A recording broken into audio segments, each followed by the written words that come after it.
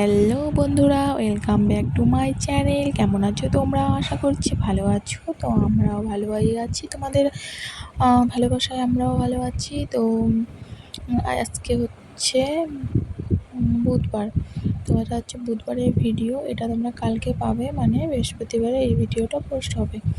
তো আমি একদিনেই দিতে পারিনি, তো আগের দিন এডিট করে রাখি, পরের দিন দিই। তো সবার কী খবর? তো আমি তো আজকে দেখো সারাদিন কী কী করছি না করছি সবটাই তোমাদের সঙ্গে শেয়ার করব। তো ভিডিওটা দেখতে থাকো। তো দেখো, ঘুম থেকে উঠে আমি আগে বিছানাটা ঠাকুর পূজা কমপ্লিট করে বিছানাটা গুছিয়ে নিচ্ছিলাম, কারণ এই বিছানাটা যদি পরিষ্কার করা থাকে না, মনে হয় কি অনেকটাই কাজ এগিয়ে গেছে।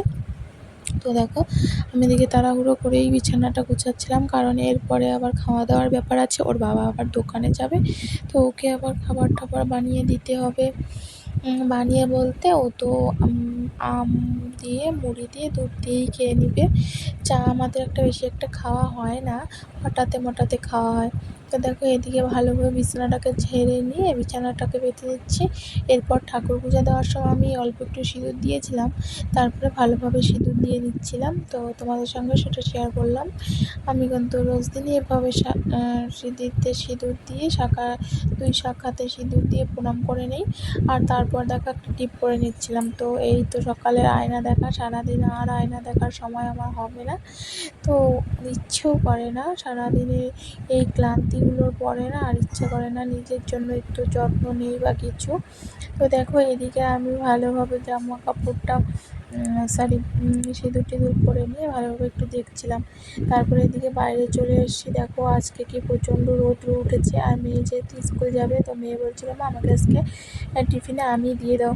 তো কালকে ওর বাবা আম নিয়ে এসেছিলো, তো সেই আমটাকে ওকে কেটে দিচ্ছিলাম, ছোটো ছোটো করে কেটে দিচ্ছিলাম। আর ওকে না, যদি তুমি রুটি টুটি দাও বা বিস্কুট দাও, ও খাই না, বাড়িতে ঘুরিয়ে নিয়ে চলে আসে। আর আমটা দিলে ও ঠিক খেয়ে নেয়। তো দেখো, ছোটো ছোটো করে আমটাকে কেটে দিচ্ছিলাম। আর এমনিতে তো ওকে ভাত খাইয়েই পাঠাবো। তো এদিকে আমটা কেটে টিফিনটা আগে গুছিয়ে নিয়ে তারপরেই আমি ওকে খাওয়াতে বসবো, মানে ভাত খাওয়াতে বসবো।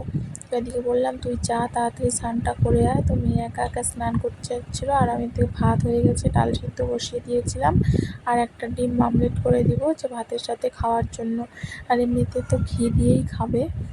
তো ভাবলাম একটা ডিম আমলেট করে দিই, যেহেতু সেন্টার থেকে আমি ডিমগুলো নিয়েই আসি, তার জন্য ডিম আমলেট করে দিচ্ছিলাম। আর সিদ্ধ করাটা তেমনভাবে হয়ে ওঠে না, এক্সট্রাভাবে সিদ্ধ করা। অনেক সময় সিদ্ধই দিই, আবার অনেক সময় আমলেটই দিই। তারপরে দেখো, ওকে জামা টামা পরিয়ে নিয়ে তারপরে ভাত খাওয়াতে বসাবো, তাহলে আর ভেজাল হবে না। এদিকে জামাটা পরিয়ে নিলাম, এদিকে প্যান্টটাকে পরিয়ে নিয়ে মেয়েটিটাকে পরিয়ে দিচ্ছিলাম। আর বলছিল মা যে আমি কবে 1-এ উঠবো। তো বলছিলাম, তুই 1-এ উঠবি ঠিকই, কিছুদিন পরে পরীক্ষা হবে। ওদের পরীক্ষা তো 1 তারিখে, তোমাদের কালকের ভিডিওটিতে বলছিলামই।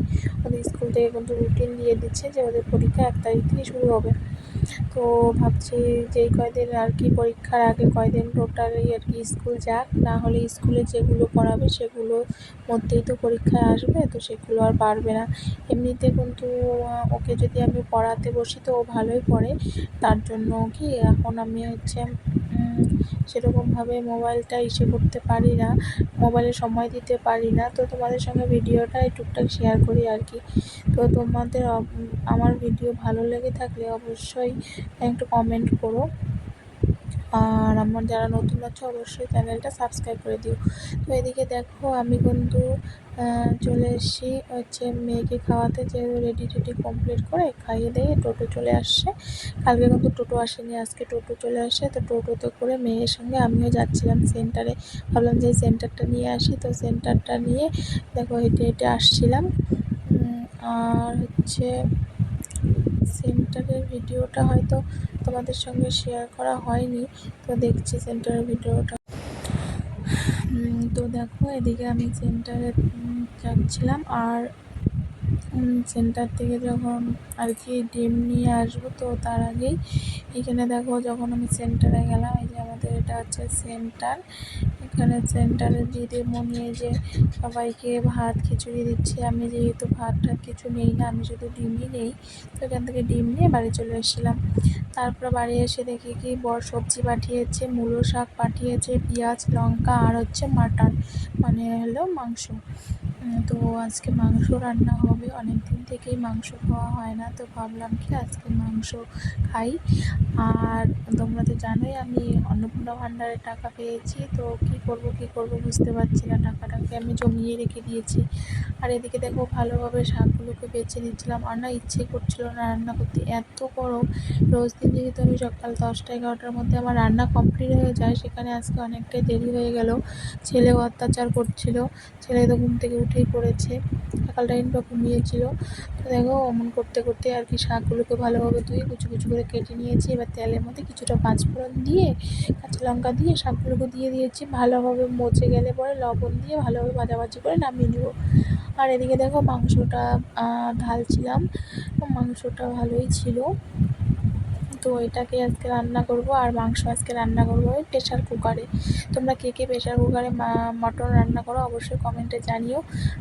আর আমি এদিকে দেখো তেল গরম হয়ে গেছে, সেখানে পেঁয়াজ কাঁচা লঙ্কা দিয়ে, যেহেতু আমার মেয়ে খাবে, মেয়ে ঝাল খেতে পারে না, সেহেতু আমাদের গোটা গোটা কাঁচা লঙ্কাই দিতে হয়। পরে মেয়েরটা বেড়ে রেখে তারপরে আমি এখানে লঙ্কাগুলোকে মানে ইসে করে দিব আর কি, ভেঙে দিব। তারপরে দেখো কিছুটা লবণ দিয়ে পেঁয়াজগুলোকে ভালোভাবে ভাজাভাজি করে মাংসগুলোকে দিয়ে দিলাম। আর মাংসটাকে ভালোভাবে ভেজে নিয়ে এখানে আমি দিয়ে দিব হচ্ছে আদা বাটা, সরি রসুন বাটা, যেটা তোমাদের সঙ্গে শেয়ার করা হয়নি।